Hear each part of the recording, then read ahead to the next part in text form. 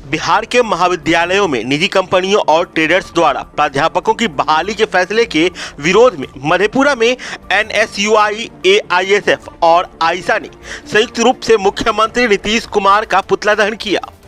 बिहार सरकार के इस फैसले को छात्र संगठनों ने छात्र विरोधी बताकर जमकर नारेबाजी की है।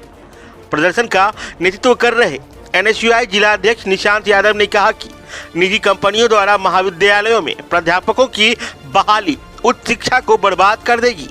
निजी कंपनियों द्वारा बहाली में बड़े पैमाने पर भ्रष्टाचार और अनियमितता बरती जाएगी, जिसका उदाहरण अन्य सेवा क्षेत्रों में निजी कंपनियों द्वारा किया जा रहा है। निशांत ने कहा कि मुख्यमंत्री नीतीश कुमार खुद को समाजवाद और सामाजिक न्याय के पैरोकार कहते हैं, लेकिन उनकी नीतियां बिल्कुल इसके विपरीत है। उच्च शिक्षा में निजीकरण कर निजी कंपनियों का हस्तक्षेप समाजवाद की कौन सी परिभाषा है? बहाली में निजी कंपनियों द्वारा आरक्षण रोस्टर की अनदेखी कौन सी सामाजिक न्याय है? वहीं आइसा जिला सचिव पावेल कुमार ने कहा कि बालू और गिट्टी बेचने वाले ट्रेडर्स को अगर शिक्षकों की बहाली का ठेका दिया जाएगा तो ऐसी परिस्थिति में बेहतर शिक्षा की उम्मीद करना हास्यास्पद है। सरकार द्वारा बिहार के उच्च शिक्षा व्यवस्था में निजीकरण को हम लोग कभी बर्दाश्त नहीं करेंगे।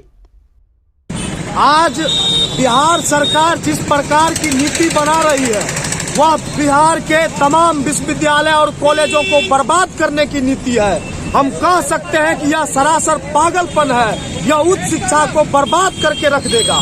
जिस प्रकार से बिहार में निजी कंपनियों को प्रोफेसरों की बहाली का ठेका दिया गया है, बालू और गिट्टी बेचने वाले ट्रेडर्सों को शिक्षकों के नियोजन प्रोफेसरों की नियुक्ति करने का ठेका दिया गया है, यह उच्च शिक्षा को पूरे तरह से बर्बाद कर देने की साजिश है और इस साजिश को हम लोग किसी भी प्रकार से कामयाब नहीं होने देंगे। इस शिक्षा को बर्बाद नहीं होने दिया जाएगा और जो सरकार यह प्रयास कर रही है, यह सरकार का एक प्रयोग है और छात्र और युवाओं को समझना पड़ेगा कि सरकार आज सब देखना चाह रही है कि यहाँ के छात्र और युवाओं में कितनी सक्रियता है, वो अपने अधिकारों के प्रति कितने जागरूक हैं। यही आज देखने का प्रयास किया गया और इस प्रकार के पागलपन की नीति अपनाई गई, लेकिन इस नीति को हम लोग सफल नहीं होने देंगे। हम लोगों ने साफ शब्दों में उपेंद्र नारायण मंडल विश्वविद्यालय में हम लोगों ने अपने मांगों को रखा है और कहा है कि किसी भी सूरत में निजी कंपनियों द्वारा प्राध्यापकों की बहाली को हम लोग स्वीकार नहीं करेंगे और विश्वविद्यालय में नहीं होनी चाहिए।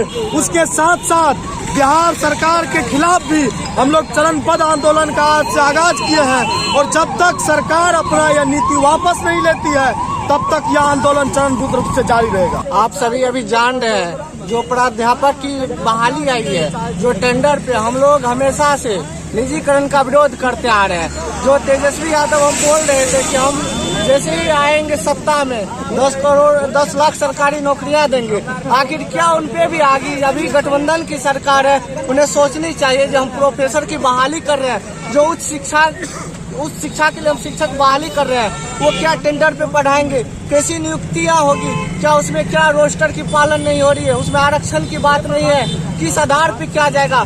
और जिस ट्रेडर्स को दिया गया ये नियुक्ति करने के लिए, उन्होंने आप बीएन मंडल यूनिवर्सिटी के अंतर्गत आती है एक रमेश झा कॉलेज, महिला कॉलेज, उसे दिया गया रमेश झा विश्वविद्यालय। जब ऐसे कंपनी जिसको कॉलेज और विश्वविद्यालय में फर्क नहीं पता चल पा रही है, वो क्या एक गुणवत्तापूर्ण शिक्षक की बहाली करेंगे?